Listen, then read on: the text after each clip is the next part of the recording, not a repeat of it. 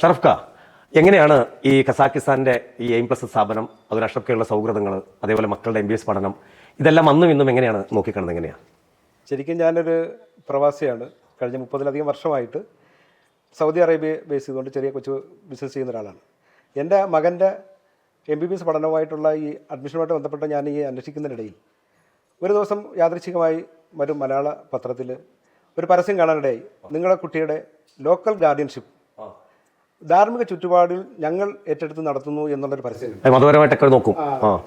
ശരിക്കും എനിക്കത് വളരെ എൻ്റെ കുടുംബത്തെ അറിയിച്ചപ്പോൾ അവർക്കെല്ലാം ഇതിന് വളരെ ആകൃഷ്ടത തോന്നും. അപ്പോൾ എങ്ങനെ അവരുമായിട്ട് ബന്ധപ്പെടുകയും ആ അഡ്മിഷൻ പ്രോസസ്സ് പൂർത്തീകരിച്ചുകൊണ്ട് അവർ പറഞ്ഞ അടിസ്ഥാനത്തിൽ ഞങ്ങൾ 8 ലക്ഷം രൂപ നൽകി. യാത്രയ്ക്ക് ഒരുങ്ങുന്ന അവസരത്തിലാണ് കോവിഡുമായി ബന്ധപ്പെട്ട് യാത്രാവിലക്ക് നേരിട്ടത്. കോവിഡ് സമയം. അങ്ങനെ അവരെ വിദ്യാഭ്യാസം അന്ന് എല്ലാം സ്വാഭാവികമായിട്ടും ഓൺലൈനിലോട്ട് മാറിയിട്ടുണ്ടായിരുന്നു.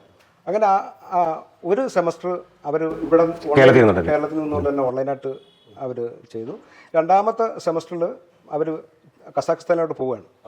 ഈ കസാഖിസ്ഥാനിൽ ചെന്ന് കഴിയുമ്പോഴാണ് അവിടുത്തെ സാഹചര്യങ്ങളും നമ്മളെ കുട്ടി നേരിടുന്ന മാനസിക പ്രശ്നം, അതായത് അവരെ താമസം, ഭക്ഷണം, യാത്ര, ഇതിലൊക്കെ ആണെന്നുണ്ടെങ്കിൽ നമ്മൾ ഏജൻസി പറഞ്ഞ കാര്യങ്ങളുമായിട്ട് തട്ടിച്ചു നോക്കുമ്പോൾ ഒരുപാട് അന്തരം. ഇപ്പം ഞങ്ങൾക്ക് ആദ്യമായിട്ട് കുട്ടിയെ പുറത്തോട്ട് വിടുന്ന സാഹചര്യമാണ്. അപ്പോൾ ഒരുപാട് പ്രശ്നങ്ങൾ, സമാനമായ പ്രശ്നങ്ങൾ ഈ കൂട്ടായ്മയിലുള്ള എല്ലാ രക്ഷകർത്താക്കൾക്കും ഉണ്ടായിരുന്നു. ഞങ്ങളുടെ കൂട്ടായ്മയിൽ നിരന്തരം ഇതിങ്ങനെ സംസാരങ്ങൾ നടക്കുന്നൊരു സാഹചര്യമായിരുന്നു.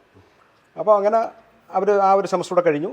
അവർ തിരിച്ചു വരുന്നതിനിടയ്ക്ക് തന്നെ അവിടെ കുറച്ച് കുട്ടികൾ കഴിഞ്ഞ് മറ്റുള്ള ഏജൻസി വഴി അങ്ങോട്ടും ഇങ്ങോട്ടൊക്കെ മാറിപ്പോയി. അപ്പോൾ ഞങ്ങളൊരു 10-18 പേരാണ് അവശേഷിക്കുന്നത് അതിനകത്ത്. ആ സാഹചര്യത്തിൽ എൻ്റെ സുഹൃത്ത് അഷ്റഫ് സാഹിബ് അദ്ദേഹത്തിൻ്റെ മകളുടെ വിദ്യാഭ്യാസവുമായി ബന്ധപ്പെട്ടും ഇതുപോലെ പ്രോസസ്സിലാണ്.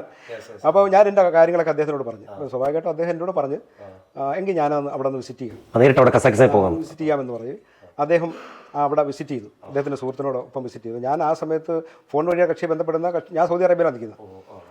അങ്ങനെ കക്ഷി അവിടെ പോയി സാഹചര്യങ്ങളൊക്കെ പറഞ്ഞു. അപ്പോൾ ഈ വിവരം ഞാനാണെന്നുണ്ടെങ്കിൽ എൻ്റെ കൂട്ടായ്മയെ അറിയിച്ചു. ഞങ്ങളെ ഒരു കൂട്ടായ്മയിൽ ഒരു സ്കൂൾ പ്രവർത്തിക്കുന്നുണ്ടായിരുന്നു നാട്ടിൽ. ഇപ്പോഴും നിലവിലുണ്ട്. അപ്പോൾ അതിൻ്റെ ഒരു മീറ്റിങ്ങിൽ ഞാൻ അല്പം ഒന്ന് ഇച്ചിരി വിഷമിച്ചൊക്കെ ഇരിക്കുന്ന അവസരത്തിൽ അഷ്റഫ് സാഹിബ് എന്നോട് ചോദിച്ചു എന്താ പ്രശ്നം. അപ്പം ഞാൻ പറഞ്ഞു അത് മകനെ മെഡിസിനായിട്ട് വിട്ടപ്പോൾ ഉള്ള അത് സംബന്ധമായിട്ട് ചില പ്രശ്നങ്ങളുണ്ട്. ഉണ്ടാവില്ല മകൻ്റെ നമ്മുടെ സാമ്പത്തിക, മകൻ്റെ മാനസിക പ്രശ്നങ്ങൾ അല്ലേ. കാരണം അവിടുത്തെ അവർ പറഞ്ഞ സർവീസൊന്നും ഇല്ല, ഭക്ഷണം എല്ലാം താമസം, ഇതൊക്കെ പ്രശ്നങ്ങളാണ്. ഈ കാര്യങ്ങൾ പറഞ്ഞപ്പോൾ അദ്ദേഹം പറഞ്ഞു ഞാനും ഇതുപോലെ വേറൊരു ഏജൻസിയായിട്ട് കാര്യങ്ങളൊക്കെ സംസാരിച്ച് ഇപ്പം പോകുന്നതിന് വേണ്ടിയൊക്കെ ഇരിക്കുകയാണ് എന്ന് പറഞ്ഞു. അപ്പോൾ കക്ഷി പറഞ്ഞു അങ്ങനെയാണെന്നുണ്ടെങ്കിൽ ഒരു കാര്യം ചെയ്യാം, ഞാൻ അവിടെ ഒന്ന് വിസിറ്റ് ചെയ്യാം, ഞാനൊന്ന് വിസിറ്റ് ചെയ്ത് കാര്യങ്ങളൊക്കെ മനസ്സിലാക്കാമെന്ന് പറഞ്ഞു. ഇപ്പോൾ ഞാൻ അദ്ദേഹത്തെ പ്രോത്സാഹിപ്പിച്ചു. കാരണം എനിക്ക് എൻ്റെ മകൻ്റെ അഡ്മിഷനോട് എനിക്ക് ഒരു ഉറപ്പാണ് അദ്ദേഹം നിൽക്കുക എന്ന് പറയുമ്പോൾ.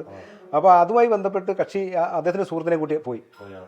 എനിക്ക് ഇവിടെ കൂടാൻ പറ്റത്തില്ലായിരുന്നു, കാരണം എനിക്ക് തിരിച്ച് സൗദി അറേബ്യയിൽ പോകേണ്ട ഒരു ആവശ്യമുണ്ടായിരുന്നു. അപ്പോൾ അങ്ങനെ അദ്ദേഹം അവിടെ പോയി അവിടുത്തെ സാഹചര്യങ്ങളൊക്കെ മനസ്സിലാക്കി. ഈ സമയത്ത് തന്നെ ഞങ്ങളുടെ പേരൻസിൻ്റെ ഒരു കൂട്ടായ്മയുണ്ട്, ഞങ്ങൾ മകൻ്റെ കൂടെയുള്ള രക്ഷകർത്താക്കളുടെ ഒരു കൂട്ടായ്മയുണ്ട്. അപ്പോൾ അവരുമായിട്ട് ഞാനിത് പറഞ്ഞതുപോലെ എല്ലാവരും ഒരു പ്രതിസന്ധിയിലകപ്പെട്ട ഒരു അവസ്ഥയാണ്. കാരണം വിദേശ രാജ്യത്ത് ആദ്യമായിട്ട് മക്കളെ പറഞ്ഞു വിടുമ്പോൾ ഉള്ള ഒരു അവസ്ഥ അറിയാമല്ലോ. അപ്പോൾ അങ്ങനെ ഞാൻ അവരുടെ അടുത്ത് പറയും. അപ്പോൾ അവരും കൂടുതൽ എന്നെ എൻകറേജ് ചെയ്ത് കക്ഷിയെ ഒന്ന് എങ്ങനെയെങ്കിലുമൊക്കെ പറഞ്ഞ് കക്ഷിയെ ഈ കാര്യങ്ങളൊന്ന് എളുപ്പമാക്കണമെന്ന് പറഞ്ഞു. അതുപോലെ ഞാൻ ഈ ഏജൻസി അറിയിച്ചു. അപ്പോൾ ഇതിലാണ് ഞങ്ങൾ ആ ഒരു തുടക്കം എന്ന് പറയുന്നത്.